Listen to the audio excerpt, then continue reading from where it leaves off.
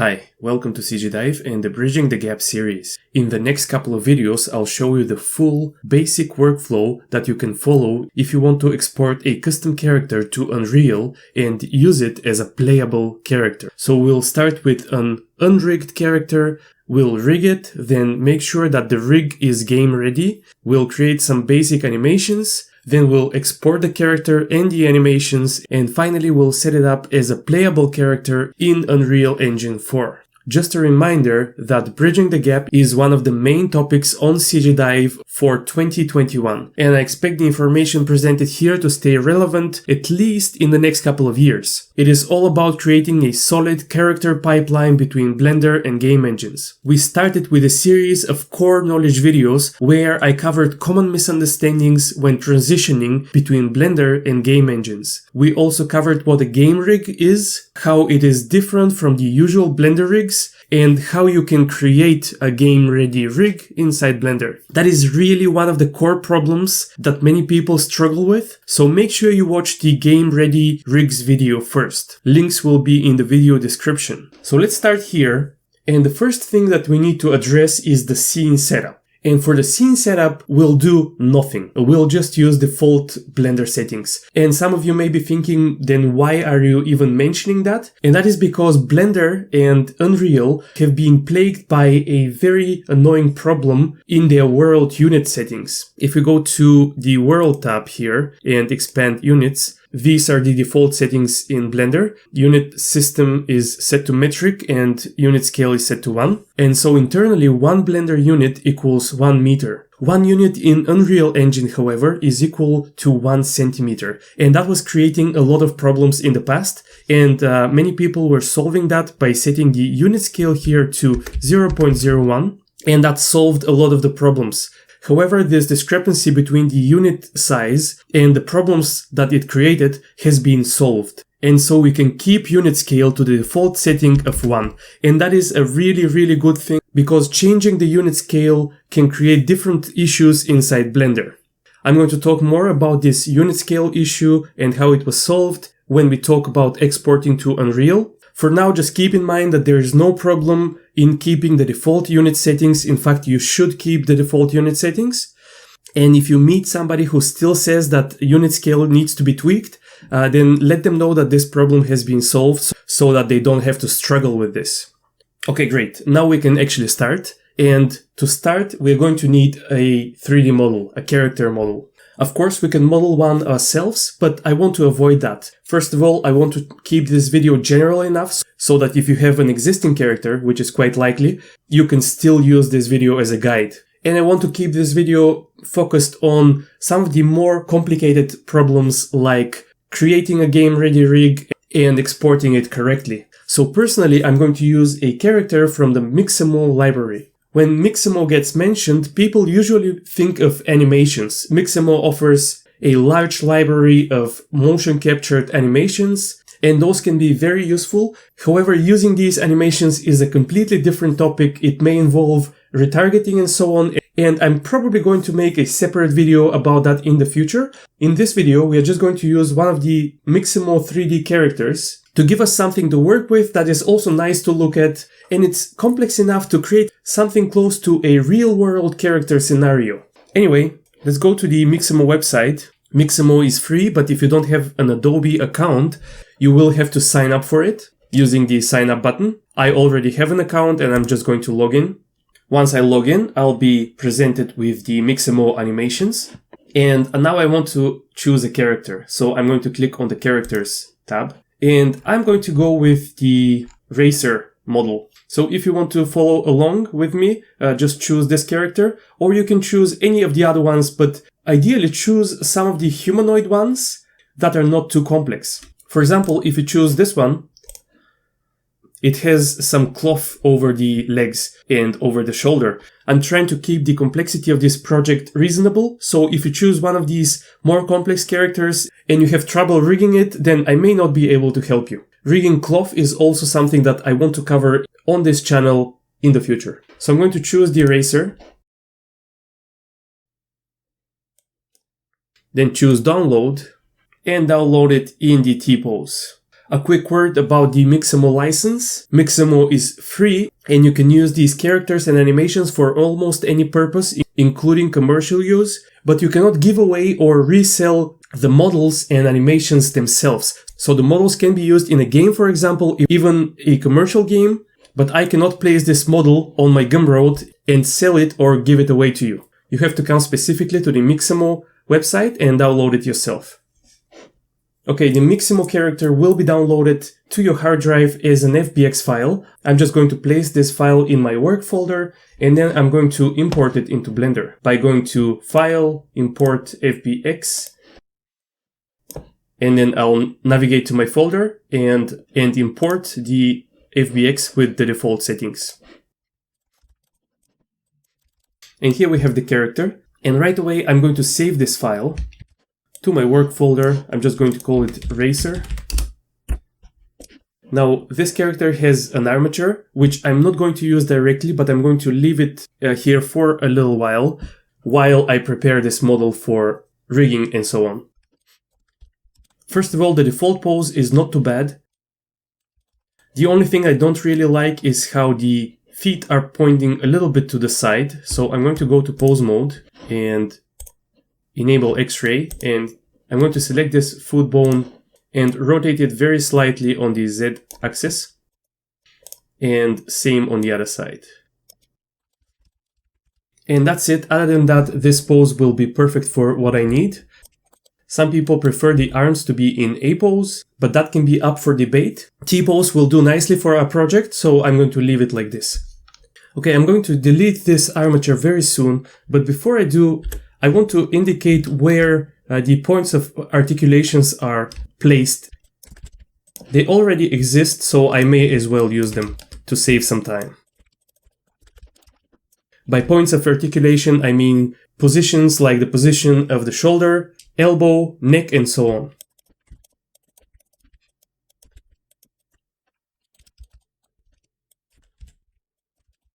Okay, I think that will be enough.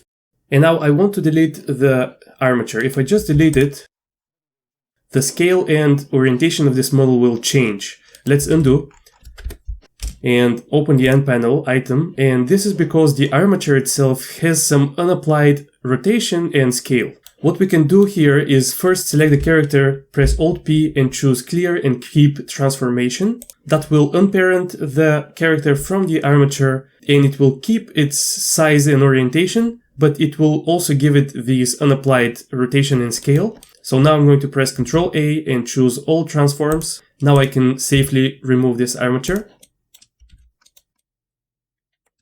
Okay, I noticed something else that I need to do, so I'm going to undo.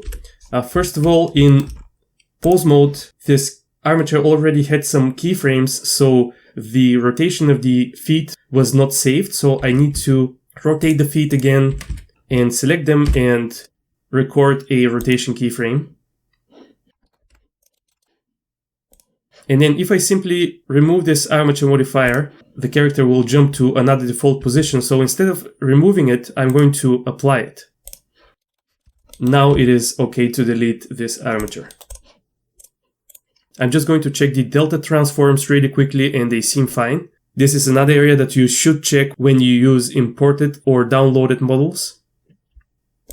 And this step may seem a little bit specific to using the Mixamo character, but really, whether you make your character yourself, or you download it, or you receive it from a client, always make sure that it meets a couple of requirements. First, make sure that it is real world size.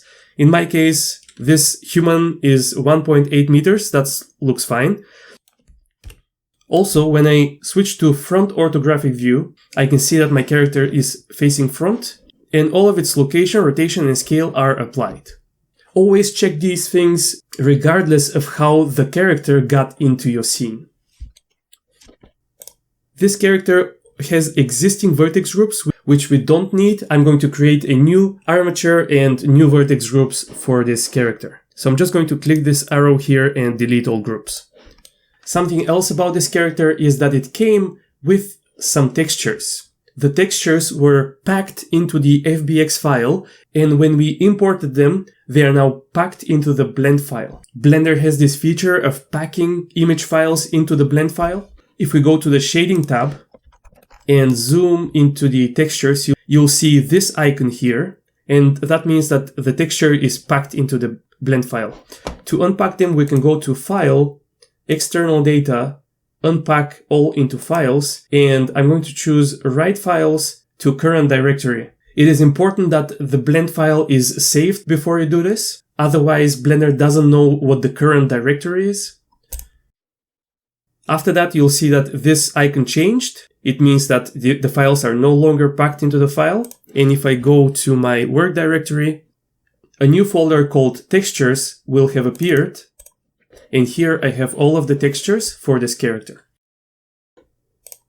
Okay, with that, the scene preparation and character preparation are done. Now we can start building our rig.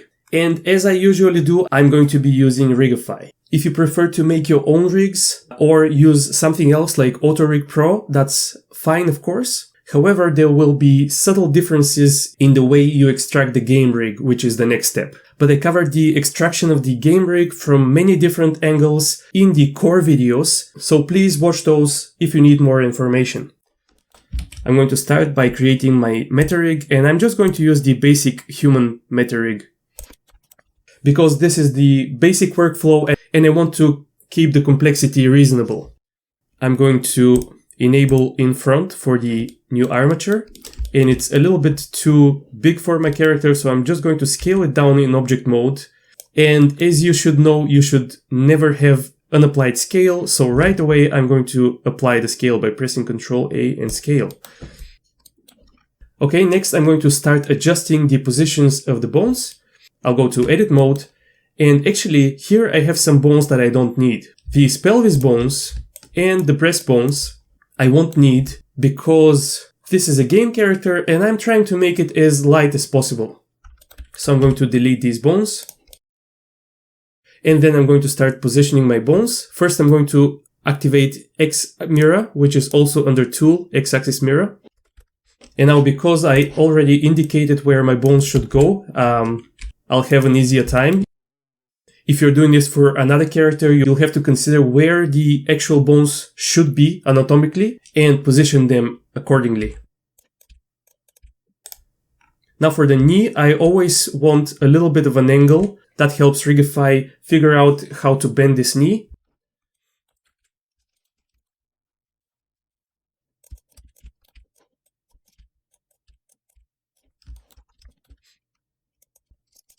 When working with the meta rig, always keep in mind the first neck bone. It has to be connected to the end of the spine precisely. Otherwise, you may get an error. If you disconnect it, you can always select the end of the spine, press Shift-S, cursor to selected, and select the beginning of the neck, Shift-S, selection to cursor. And then whenever you want to move them, just box select over this area, and then move them as one unit. And now the neck should be here. There are a few things that I don't like about the neck and head. First of all, I have two neck bones, which I don't need in this case. So if I just select the connection between the two neck bones and press Ctrl X, that will just leave me with one neck bone. If I go to pose mode, select this bone, go to the bone tab, and then to rig type, I can see that the superhead rig type is still applied, which is what I want. So everything is fine. And now another thing that I don't like is that this neck bone is called spine and also the head is called spine. So I'm going to select the neck bone, press F2 and name it neck, and then select the head, F2 and name it head. Then I'll go back to edit mode and adjust the position of the head and neck to something like this.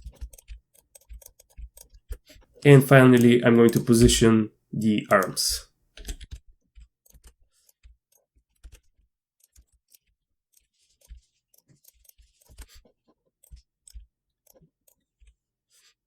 Again, I want to make sure that there is a little bit of a bend in the elbow as well. The clavicle can be adjusted a little bit. And I believe this will do nicely for the meta rig. If I go to object mode or pose mode, I'll have the generate rig button. I'm going to press it. And it seems to have worked nicely. I'm going to hide the meta rig now. And I can also get rid of these annotations. And now I'm going to try to parent the character to the generated rig with automatic weights. And I'm going to get the dreaded bone heat weighting error. So I'm going to undo here. Bone heat weighting error is very common. People ask me about it almost daily on the CG Dive channel, and it can have several causes. And I'm going to make a separate video in which I'll explain different ways in which you can solve this problem. But in this case, the problem is disconnected geometry. The algorithm behind automatic weights works best when the whole character consists of connected geometry. In the case of this character, the body is one mesh, and then the gloves and feet are a separate mesh, and the helmet consists of many different meshes. A little bit of mesh segmentation is usually fine, but when we get to something like the helmet, it usually creates problems. So here's what I'm going to do. I'm going to select all of these helmet parts, including the ones that I can see from below. And I'm going to press P and separate this selection to a new mesh or to a new object. Then I'm going to select my main character. Okay, while I'm tweaking the character, there's something else that I want to do, and it is on the body, there's a separate geometry in the center. And I tested it, and that won't create a problem with the automatic weights. But generally, having this kind of mesh is not really a good practice for game characters. And also, while automatic weights will work, the results won't be very good. So I'm going to cut myself some slack, and I'm simply going to delete these vertices here. Because if I didn't, I'll have to spend a lot of time fixing weights, which is not my goal in this video. And also, if you look at the character with textures, it looks fine even without this geometry. Okay, now I'm going to select the body of the character, shift select the rig, and Control P with automatic weights. And now automatic weights will work. However, the helmet is not connected. To connect the helmet, I'm just going to select it, shift select the armature, press Ctrl P and choose with empty groups. That will just parent the helmet to the rig, and it will create vertex groups for it. Now I'm going to select the helmet, go to edit mode, select everything, and then go to the vertex groups here and look for head. And just select the head vertex group and click assign. And that way the helmet will be controlled 100% by the head bone, which is exactly what we want. The helmet is a solid mesh, so we don't want it to deform in any way.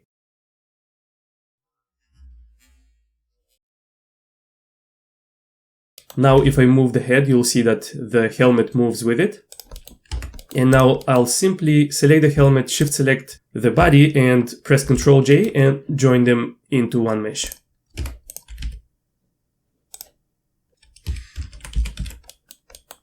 Okay, so now we have our main rig, and as you probably know if you've seen the previous videos, this will be our control rig. So I'm going to name it control rig.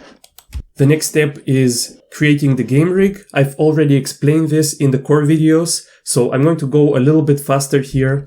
I'm going to press Shift D and duplicate the control armature, and this will become my game rig. I could name it game rig, but a common convention for Unreal, which we'll be using this time, is to name the root of your armature as root.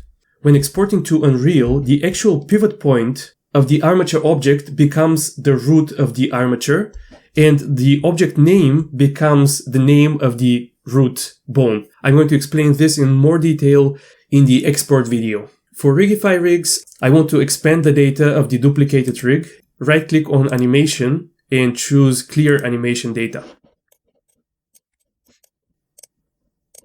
If I switch this window to drivers, you'll see that the whole rig has a bunch of drivers. and I want to get rid of them. This is something that I didn't notice and I didn't cover in my previous videos. It's not strictly necessary, but I want to clean up this rig as much as possible. So I'll just press A over here and then X and delete everything. On the armature tab, there is a custom property for the Rigify rig. I'm going to delete it. Then I'm going to go to edit mode and then press / for local mode. And I want to select all layers except for layer 29. And then simply select everything and delete all bones.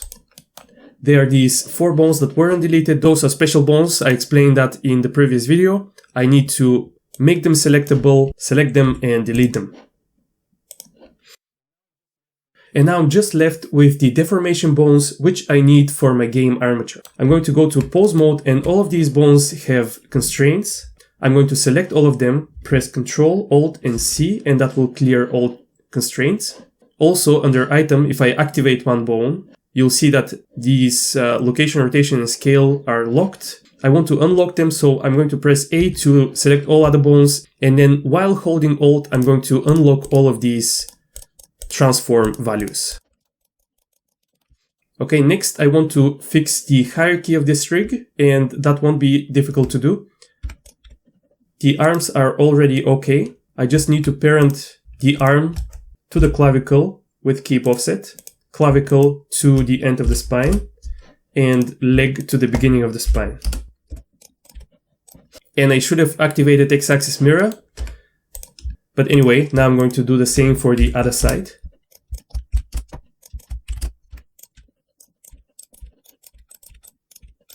Now the hierarchy should be fine. I also want to remove the bendy bones from all of my game bones. I just need to make one of the bones active, select all of the other ones, then go to the bone tab, bendy bones, make sure that the bendy bone segments are set to 1, and then right click and copy to select it.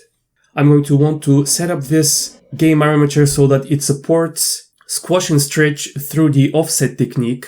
I discussed this in the squash and stretch video, so please watch that. What I need to do is go to edit mode, select all bones, press Alt P and choose disconnect bone. Not clear parent, but disconnect bone. And that will keep the hierarchy, but also enable me to disconnect these bones. And next I need to actually constrain the game bones to the control bones.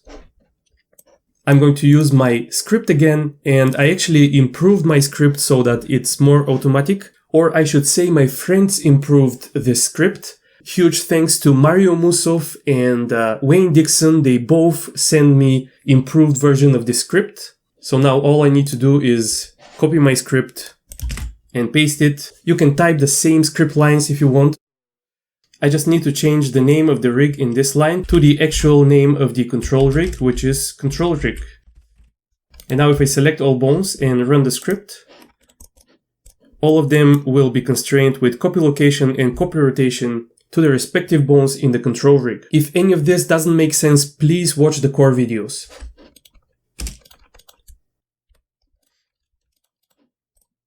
Okay, now I'm going to unparent the character. Let's hide the control rig. Shift select the game rig, press Ctrl P and choose with empty groups.